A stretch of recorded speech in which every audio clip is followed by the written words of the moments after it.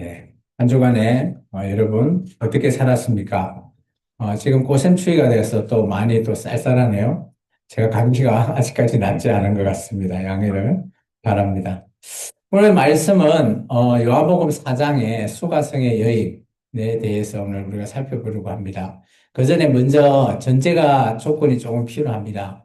여기 나오는 시간 6시라고 하는 시간이 과연 언제인가? 그리고 유대인의 시간을 우리 시간으로 원래 다른 복음서 같은 경우는 플러스 6을 더하다 보면 12시, 그러면 난 12시냐라고 보통 우리가 해석을 해왔습니다. 기존에 제 선배 목사님들. 그래서 이 여인이 또 남편도 한두 명이 아니죠. 또 살펴보면. 그래서 부정한 여인이라 아마 낮에만 나와서 물을 길는 거 아닌가. 그렇게 가정하고 이 설교를 보통, 여러분 앞에서 설교를 해왔었죠. 저도 그렇게 들었습니다. 근데 우리가 이제 조금 생각해 봐야 될 게 있습니다. 요한복음 같은 경우는 AD 90년 이후, 즉 로마의 시대에서 요한이 쓰여졌고요. 기존 다른 복음서와 조금 상이하게 요한복음은 세상에 있는 예수를 믿는 자를 향해서 적혀져 있는 복음입니다. 그리고 우리가 잘 아는 예수님께서 빌라도에게 잡히는 장면의 시간이 나옵니다. 19장 14절에 보면 잡히는 시간이 6시입니다. 6시. 근데 우리가 다른 복음서를 좀 참조해 보면 예수님이 새벽에 잡히고요. 그리고 대제사장한테 새벽에 신문을 당하다가 빌라도에게 넘어가잖아요.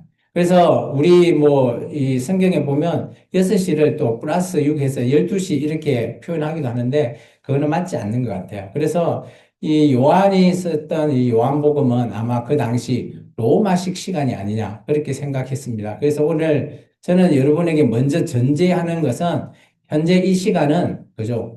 6시인데 어느 날 아침이냐 저녁이냐 라고 했을 때 저녁 6시로 가정했습니다. 왜 그런가 하면 창세기에 보면 이 당시에 이스라엘 민족들이 물을 기르러 갈 때는 그죠? 저녁에 물을 기른다라고 보통 되어 있습니다. 그래서 저녁 6시로 설정을 했고요. 그리고 이 여인이 부정한 여인이냐? 저는 그렇게 보지 않습니다. 이 여인은 그죠? 우리 말씀에 보시면 8절, 18절에 보시면 남편이 다섯이고 지금 살고 있는 그 사람도 남편이 아니다. 이게 뭔 말인가 하면 이 당시 그죠? 우리 식으로 따지면 이 여인이 그죠? 대를 잇게 하는 그래서 형사치수제라고 하는 그런 것에 그 습관, 관습하에 잡혀 있는 여자고 그리고 여기 살고 있는 이 마을은 집성촌으로 가정하고 이 말씀을 읽어보면 조금 다른 해석이 됩니다. 그러면 이 여인은 부정한 여인이 아니라 집안의 대를 잇게 하기 위해서 자신을 희생한 그런 여인으로 해석하는 것이 옳지 않겠나 보여집니다. 요즘 이제 학자들도 이렇게 주장을 좀 많이 하고 있고요. 그래서 저는 이 스토리로 요한복음 4장의 설교를 저와 여러분이 좀 나눌까 합니다. 오늘 말씀에서 저녁 6시라고 하면 보통 이스라엘 민족은 그죠 낮에는 일을 못 합니다. 너무 햇빛이 강해서 그래서 저녁이 되고 그리고 일을 다시 시작하죠. 그 시작이 바로 물을 길는 일입니다. 또 이쪽에는 우리처럼 우물이라고 하면 두레박을 내려서 물을 퍼는 것이 아니라 물 저장고입니다. 그래서 물 깊이 한 100m, 200m 밑에 물을 저장해 놓은 그 물을 떠서 가지고 가는 것입니다. 오늘 그런 상황을 우리가 좀 보고 말씀을 보면 좋겠습니다. 이렇게 우물가에 모여드는 시간이죠. 보통 여인들이 우물을 길는 시간입니다. 이 길은 단순히 물을 길르는 그런 장소보다는 또 여인들이 힘들고 어려울 때 서로 우리도 그랬잖아요. 빨래터. 옛날 우리 조상들 뭐 빨래 열심히 하면 빨래터에서 이런저런 소리 다 하잖아요. 그런 장소라고 생각하면 좋습니다. 그래서 서로 위로를 나누고 받고 하면서 공동체가 이렇게 살아갈 수 있는 그런 시간, 그런 장소라고 생각하면 오늘 요한복음 4장을 조금 더 쉽게 이해하지 않을까 보여집니다. 그런데 그 무리 속에서 오늘 한 여인, 우리가 지금 집중해 봐야 될 예수님께서 찾아온 그 여인은 조금 다릅니다. 다른 여인과 같이 우선과 대화를 쓱도 못하고 무거운 마음으로 늘 무릎을 꿇고 생활해 왔습니다. 이 여인은 당시의 사회제도와 관습 속에서 깊은 상처를 입은 사람이죠. 형사수치제라는 억압된 제도 아래에서 피해를 보고요. 자기의 삶의 자유를 빼앗긴 채거나 살아가는 그런 여인입니다. 그녀의 인생은 남들의 손에 의해서 규정되고 선택의 여지가 없는 길로 그냥 내몰린 겁니다. 사람들의 시선은 그녀를 정죄하기도 하죠. 그리고 제도적으로 그녀를 꽉 억제하기 때문에 그녀가 어떻게 할 방도가 없습니다. 그래서 이 저녁 6시라고 하는 것은 모든 여인에게서는 웃고 기분 전환이 되는 그런 시간인데 오늘 이 여인은 홀로 외롭고 수치심을 안고 그 자리에 서 있는 그런 여인입니다.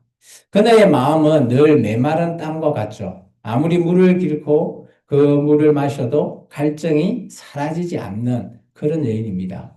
단순히 목을 적시는 갈증이 아니라 그 존재 자체가 어떻게 목마른 삶에 비유되는 겁니다.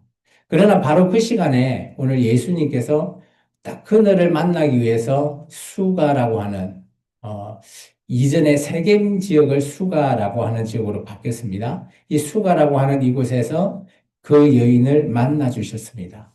주님은 제도와 사회의 벽을 넘어서 그녀에게 다가온 거죠. 왜냐하면 이 사마리아는 유대인들은 그죠? 이 혼혈족을 인정하지 않기 때문에 만나지도 않고 상종하지도 않는 그런 사람들이에요.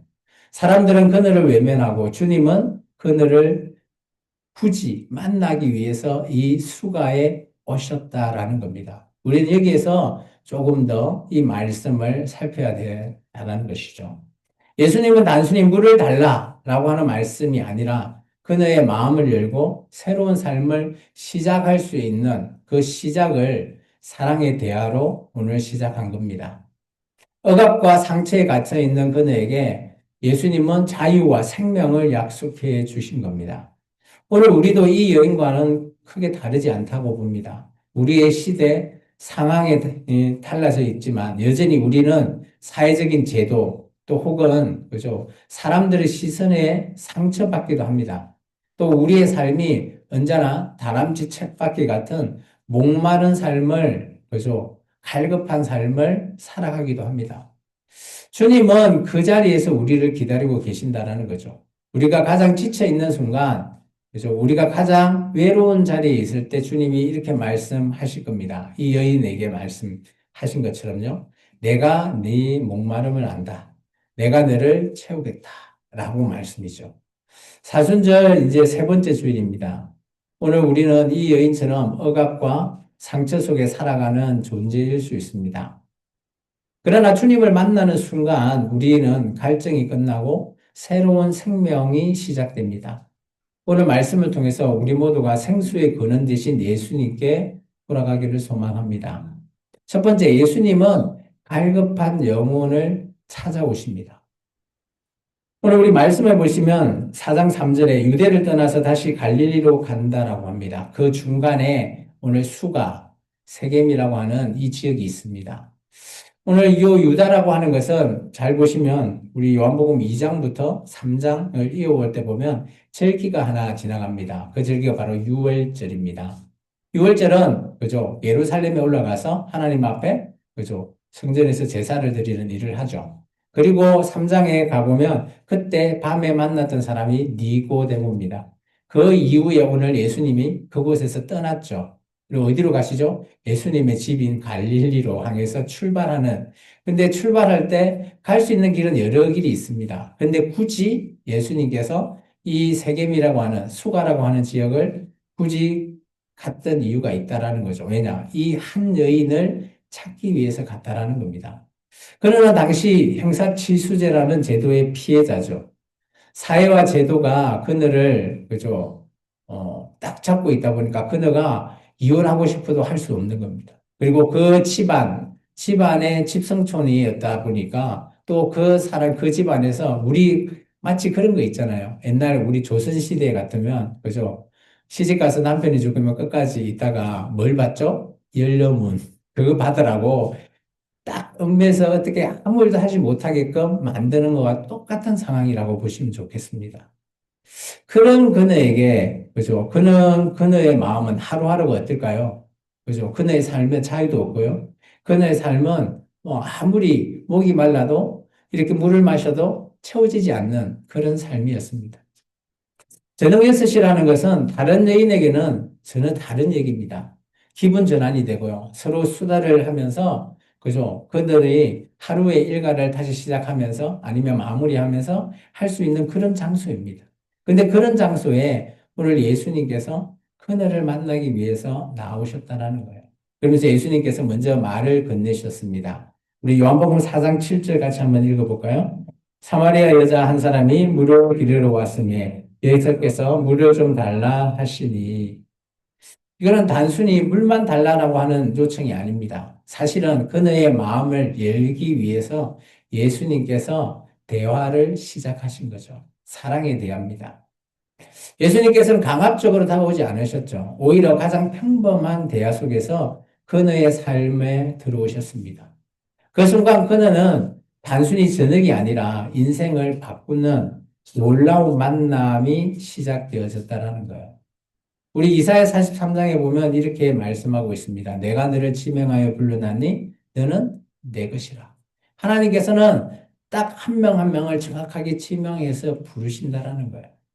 오늘 제도와 사회가 그녀를 규정하고 억압하고 있지만 하나님은 그녀의 이름을 불러주실 수. 세상은 그녀를 버렸지만 주님은 그녀의 자신 것이라고 삼아 주셨다라는 거예요. 누가복음 19장에도 인자가 온 것은 잃어버린 자를 찾아 구원하려 함이라라고 얘기하고 있습니다. 예수님의 발걸음이 언제나 잃어버린 자를 향하고 있습니다. 억압받은 자, 상처 입은 자, 스스로 무가치하다고 느껴지는 자에게 주님께서 항상 먼저 다가오신다라는 겁니다. 사마리아 여인이 찾아가신 주님은 오늘 우리도 찾으십니다. 우리가 제도와 사회 속에서 상처를 받고 사람들에게 잊혀진다고 느껴질 때 주님은 우리에게 먼저 다가오신다라는 겁니다. 그리고 우리에게 우리의 목마름을 아시고 또 우리에게 이렇게 말씀하지 않으실까요? 내가 너를 만나러 왔다. 예수님은 단순히 사마리아 땅을 지나가신 것이 아니라 억압받은 한 영혼을 향해 발걸음을 옮기셨습니다. 이런 얘기가 여기만 있을까요? 아니에요. 놀랍게도 예수님께서 많은 자들 앞에 그래서 치유하시고 뭐 우리가 잘 아는 오병이어 이런 사건 다 하셨잖아요. 그리고 나서 또 한 사람을 위해서 배를 타고 그라사라고 하는 지역을 가셨습니다. 그곳에 누가 있었죠? 군대 귀신이 있는 그저 미친 같은 그런 사람이 있었잖아요. 그 한 사람을 구원하기 위해서 그 그라사라고 하는 지역을 가셨어요. 이처럼 예수님은 한 영혼을 정말 귀하게 여기신다라는 겁니다. 이것이 바로 복음의 진리이고 본질입니다.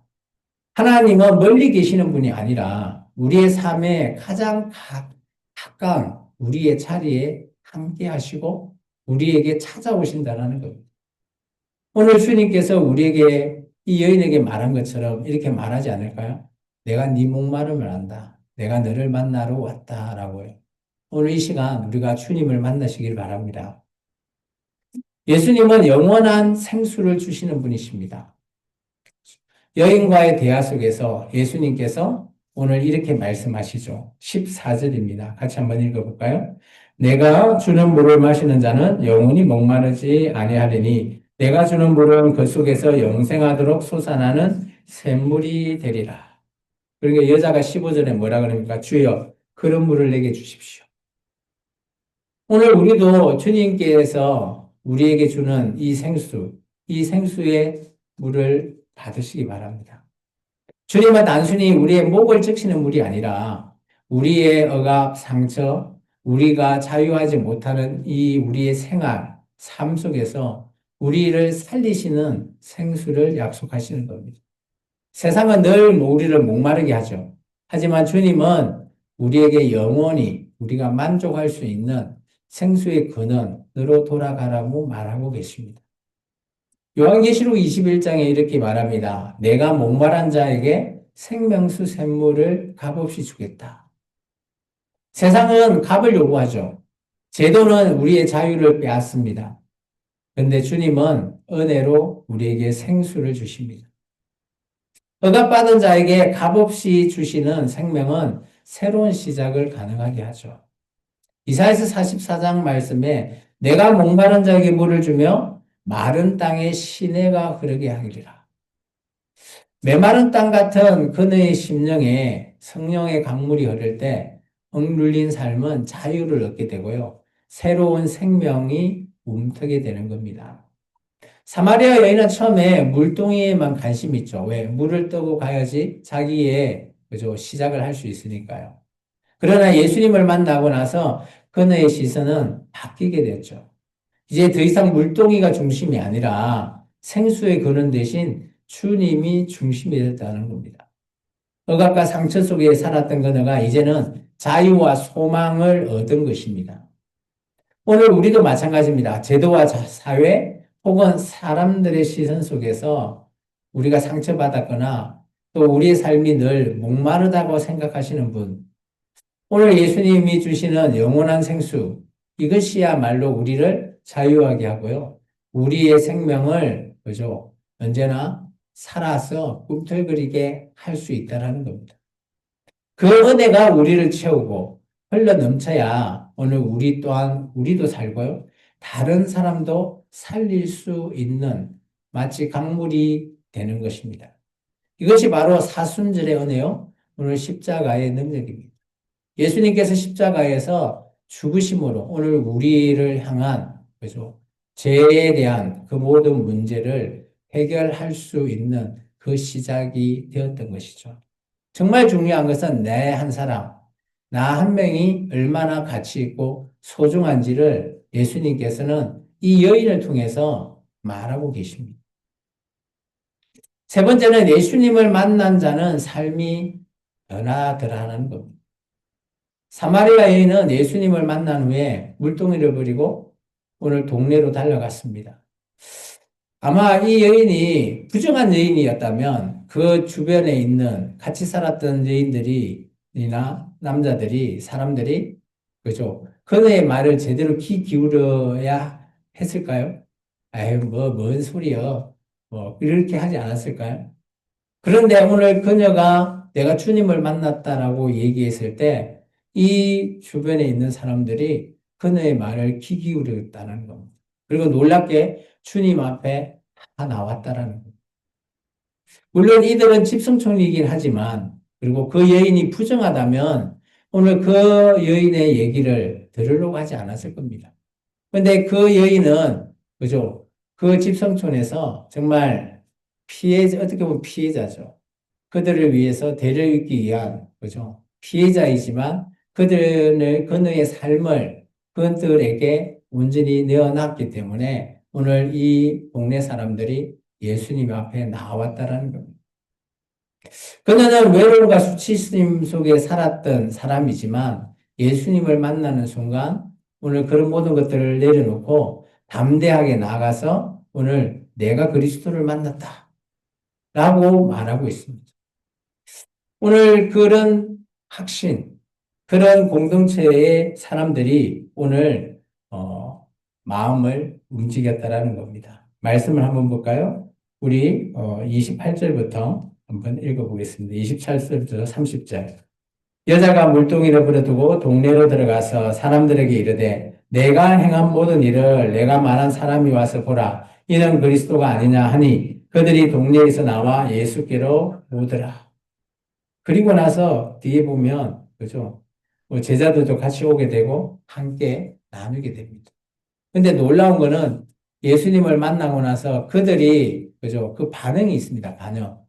그들이 예수님을 믿었나 안 믿었나라고 하는 반응이 나오죠.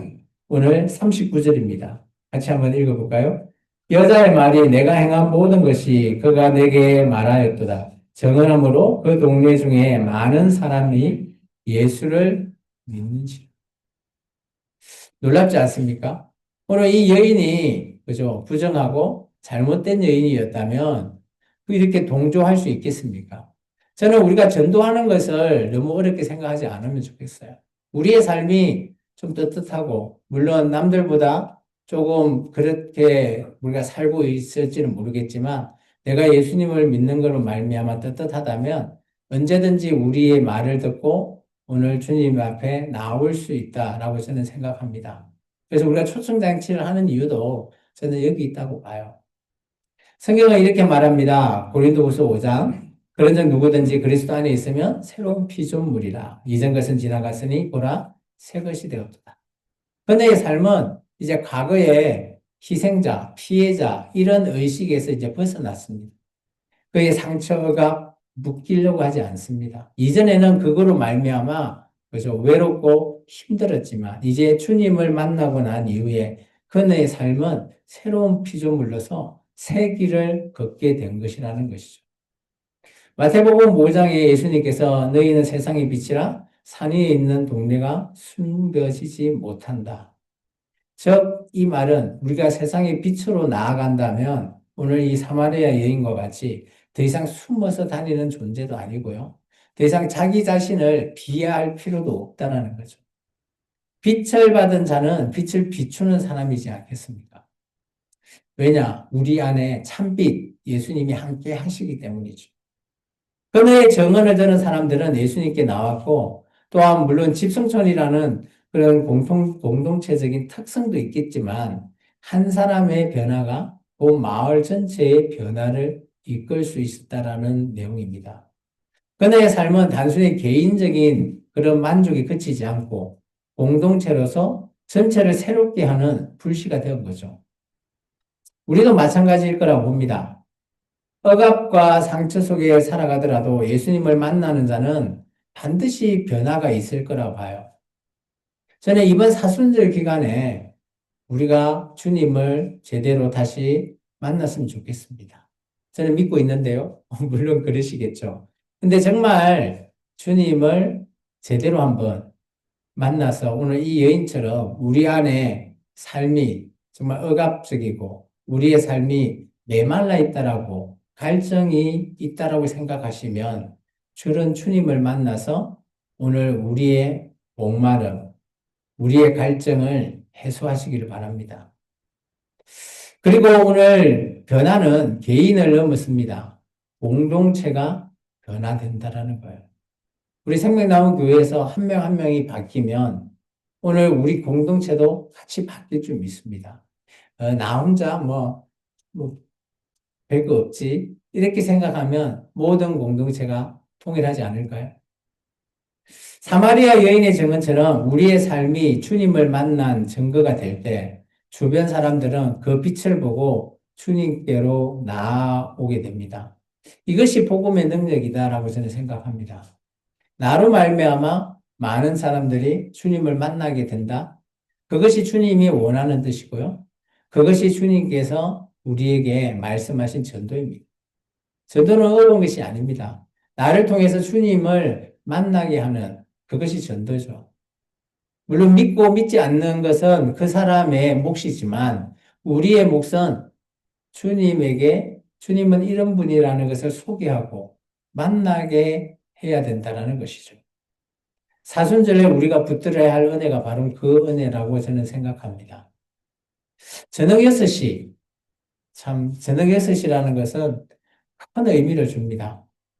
하루의 끝자락에 여인들이 모여드는 우물가, 그곳에서 그들이 정말 위로받고 또 수다로서 모든 것들을 스트레스를 해소하는 그런 시간인데, 오늘 억압받은 그런 상처 입은 여인이 오늘 그곳에서 예수님을 만나게 된 겁니다. 그녀는 늘 제도와 사회의 무게에 눌려 있었지만 사람들의 시선 속에서 자유를 잃은 채 살아갔던 그런 존재였습니다.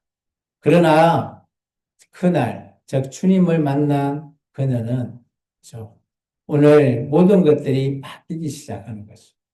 단순히 물을 달라고 하는 예수님의 요청이 대화로 시작이 되면서 그녀의 영혼이 깨어지고요.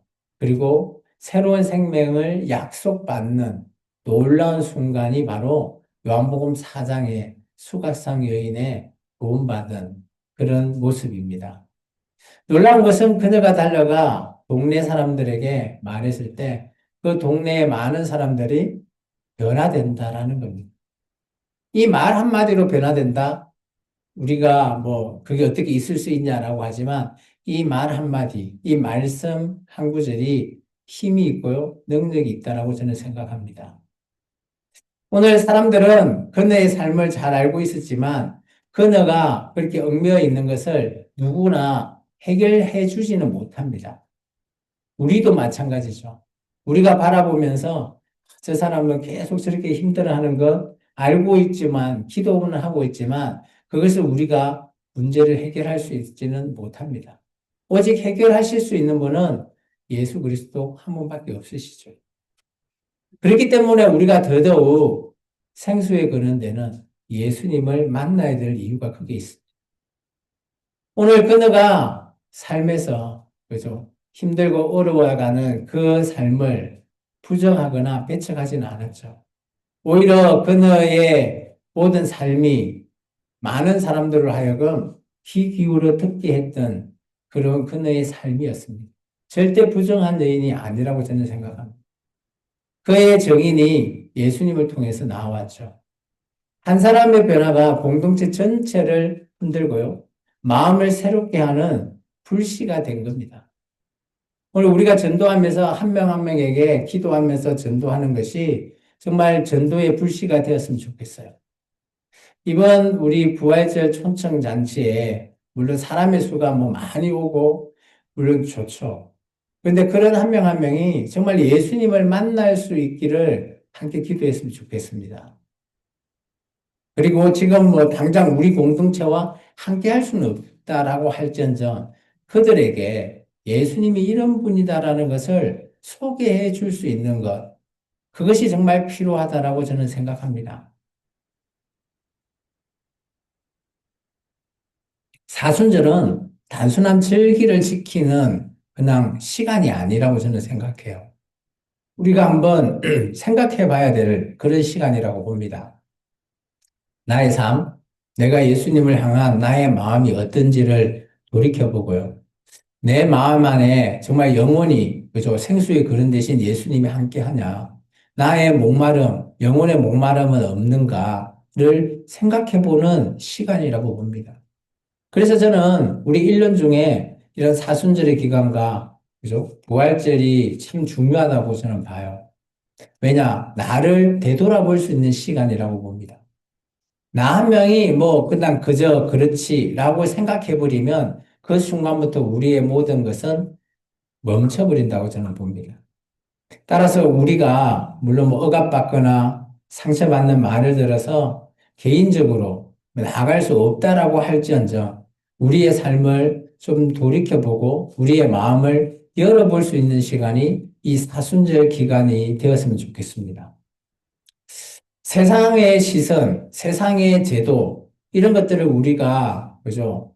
은근하게, 법 테두리 안에서 우리가 은근하게 살아갈 수밖에 없죠. 그죠?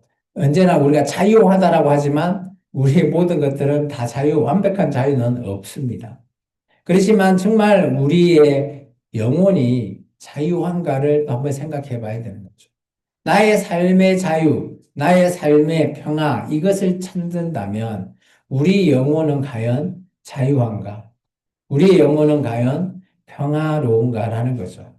나의 영혼이 목말라 있는데 나의 육체의 삶만 자유하다면, 풍족하다면 그것을 우리의 목마름을, 영혼의 목마름은 언제나 채워지지 않는다라는 거예요. 우리의 영혼의 목마름은 하나님의 말씀으로밖에 채울 수 없다라는 건 사실입니다. 오늘 예수님이 이 수가성의 여인에게 내가 너의 그 목마름을 채우겠다라고 말씀하셨습니다. 오늘 그 음성이 들렸을 때 이 여인은 모든 것들이 바뀌어 버렸습니다. 오늘 우리의 삶도 마찬가지입니다. 우리의 모든 삶도 예수님을 향한 이 마음을 통해서 우리의 삶이 바뀌었으면 좋겠어요. 직장에서 힘들고 어렵고 또 가정에서 불화가 있고 또 뭐 다른 사회적으로 관계에 또 상처가 있다면 이것을 내가 해결하려고 한다면 절대 해결할 수 없다라고 봅니다. 우리는 선택해야 됩니다. 여전히 물동이를 붙잡고 힘들게 나의 힘으로 살아갈 건지 아니면 생수의 근원 대신 예수님께 돌아가서 모든 것들을 내려놓을 건지 우리의 짐, 우리의 마음, 우리의 상처 다 내려놓고 주님과 함께 하실 건지 오늘 선택하시기 바랍니다. 이번 사순절 기간을 통해서 제가 여러분에게 우리의 마음, 우리의 생각, 우리의 삶 전체를 되짚어보고 되돌아 할 수 있는 그런 시간으로 여러분께서 정말 이번 사순절 기간을 생각했으면 좋겠습니다. 물론 이 기간 동안 말씀을 더 읽고 기도도 더 하고 또 절제하고 금식도 하고 물론 좋습니다. 근데 우리의 마음이 주님 앞에 돌아가 있지 않으면 그런 건 아무 소용이 없겠죠. 누구에게 보여주는 듯한 마치 바리새인들과 같은 그런 삶, 종교적인 삶밖에 되지 않을 겁니다. 정말 진지하게 내가 원하는 것이 뭔지, 내 마음이 어디에 바로 서 있는지를 살피시기 바랍니다. 그리고 우리가 그 길을 걸어가야 되겠죠. 근데 그 길이 나를 위한 삶, 나만 바라보는 삶이 아니라 우리 주님께서 나와 동행하는 삶의 길을 걸으시기 바랍니다. 그렇다면 내가 주님을 받아들이고 주님과 함께하는 그 삶이 되어야지 됩니다. 그래서 우리가 가는 이 걸음걸음이 정말 나 혼자의 그죠, 위로, 소망으로 끝나지 않기를 바랍니다. 반드시 예수님을 만나고 예수님을 체험하는 사람은 변화됩니다. 그리고 그 변화는 개인을 넘어서 공동체와 함께 한다라는 것이죠. 우리 생명나무 공동체 많이 연약하고 부족합니다. 그래도 지금 우리가 이 교회가 그죠? 9년이라고 하는 시간을 지금 지나고 있습니다. 이 9년 동안 뭐 많은 일들이 일어났습니다. 근데 지금 여러분이 저와 함께 해주고 있기에 저는 더 감사하죠. 이 사순절을 통해서 더더욱 우리 생명나무 교회가 나아갈 길을 생각하면서 여러분의 삶, 여러분의 자유, 여러분의 생각, 여러분의 마음도 중요합니다. 그런데 이 공동체로 내가 어떻게 할까를 한 번 더 생각해 봤으면 좋겠습니다. 사순절 세 번째 줄, 우리 모두 생수의 근원 대신 예수님께 돌아가고 우리 갈급한 영혼을 은혜로 채우시고 예수님의 말씀으로 함께 하면서 순종하면서 그 은혜를 나뿐만 아니라 세상의 많은 자들 앞에 정말 우리의 은혜를 흘려보내는 그런 한 주간이 되었으면 좋겠습니다. 승리합시다. 기도하겠습니다. 주님 감사합니다. 오늘도 주님의 귀하신 말씀을 통해